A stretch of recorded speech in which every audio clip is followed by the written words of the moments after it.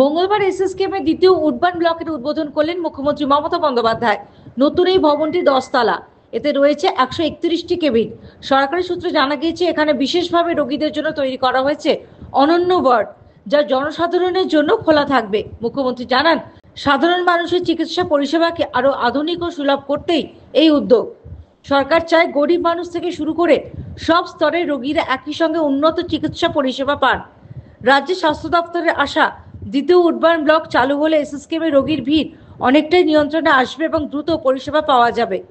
Woodburn new building হচ্ছে, যেটা private nursing home, ভালো নার্সিংহোমকে টেক্কা দেবে। এবং আমার মনে হয় এখানে সবচেয়ে বড় অ্যাডভান্টেজ, এখানে কিন্তু কোনো তারতম্য রাখা হয়নি। আমি ভর্তি হলেও যা টাকা দেবো, আর একজন ভর্তি হলেও সেই টাকাটা লাগবে। নাম দিয়েছি আমরা নবান্নর সাথে মিলিয়ে অনন্য। অত্যাধুনিক প্রাইভেট কেবিন বিল্ডিং উডবানের মোট খরচ হয়েছে প্রায় 67 লক্ষর কাছাকাছি, 67 কোটির কাছাকাছি। এটা হচ্ছে উডবানেরই দ্বিতীয় সংস্করণ, আরও ভালো করে করা হয়েছে। 10 তলা এই ভবনে 131টি কেবিন আছে। এখানে তুলনায় অনেক কম খরচে বড় বড় কর্পোরেট হাসপাতাল স্তরে সমস্ত সুবিধে পাওয়া যাবে।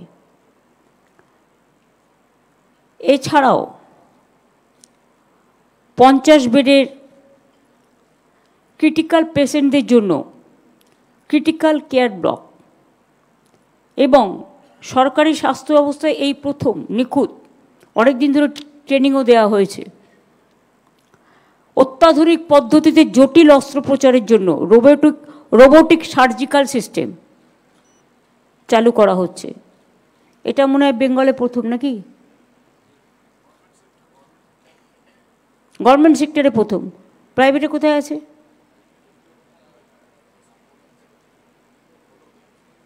এইখানে কোনোদিন শুনিনি তো। এটার মতো নয়। পূর্ব ভারতের সর্বপ্রথম বোন ব্যাংক তৈরি হচ্ছে। এটা কিন্তু একটা এক্সট্রা অর্ডিনারি। লি রোডের 7 তলা ছাত্রাবাস, নিউ ওপিডি বিল্ডিং ও মেন ব্লকের সংযোগকারী দ্বিতীয় gangway. Bureau report, the United India news.